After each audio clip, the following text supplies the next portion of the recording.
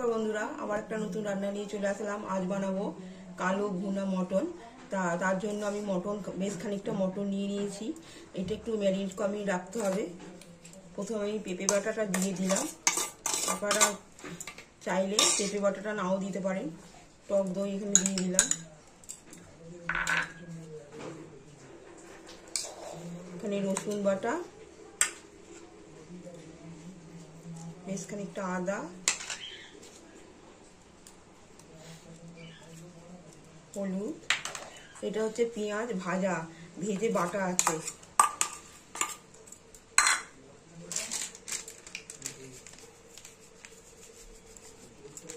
সমস্ত কিছু মশলা আমি একসঙ্গে মাখিয়ে 1 ঘন্টার মতন আমি রেখে দেবো। আপনারা চাইলে যতটা পারবেন ততটা রাখলেই ভালো, কারণ এটা প্রেসার কুকারে করবো না, কড়াতেই করব। আর গোটা গরম মশলা দিয়ে দেবো,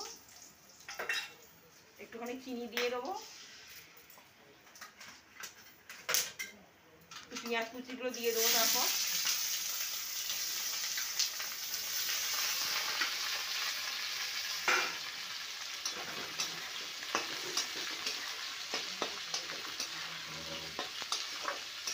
পেঁয়াজগুলো একটু লাল লাল হবে, তারপর আদা রসুন দেবো।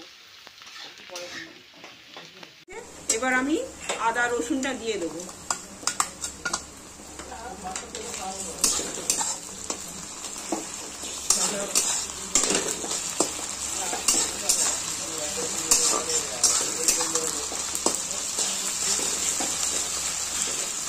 কষিয়ে নেবো।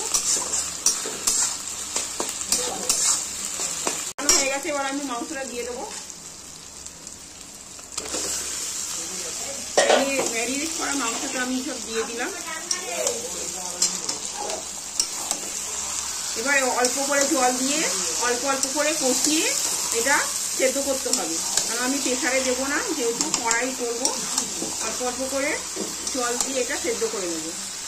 যতক্ষণ মাংসটা কষানো হচ্ছে ততক্ষণ আমি এই মশলাগুলো করে নেব। লঙ্কা, তেজপাতা, গোটা গরম মশলা, জয়িত্রী, জায়ফল, এখানে আছে ধনে, জিরে,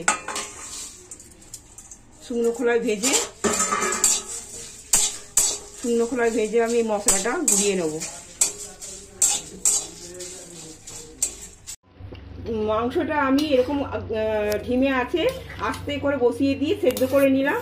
এবার এর মধ্যে আমি আলু দিয়ে দেবো, কারণ আপনারা যদি আলু চান তো দেবেন, না হলে আলু দেবেন না। আর এখানে আগে আমি একটু নুন দিয়েছি, আপনাদের দেখানো হয়নি, আমি আর একটু নুন দিয়ে দিলাম এখানে।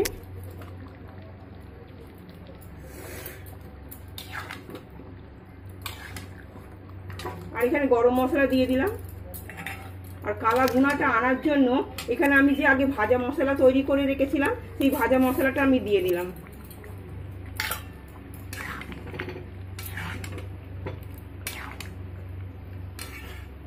আবার আমি গ্যাসটা ঢাকা দিয়ে রেখে দেবো।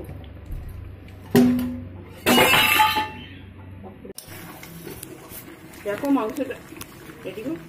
মাংসটা অনেকটা কালো হয়ে এসছে। এবার ঘি দিয়ে দেবো, নাহলে কালো রংটা আসবে না।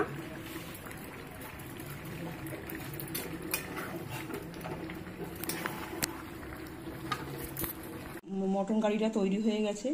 এরকমভাবে আপনারাও বাড়িতে মাংস আনলে এরকমভাবে করে নিতে পারেন। এটা সবার সঙ্গেই ভালো লাগে।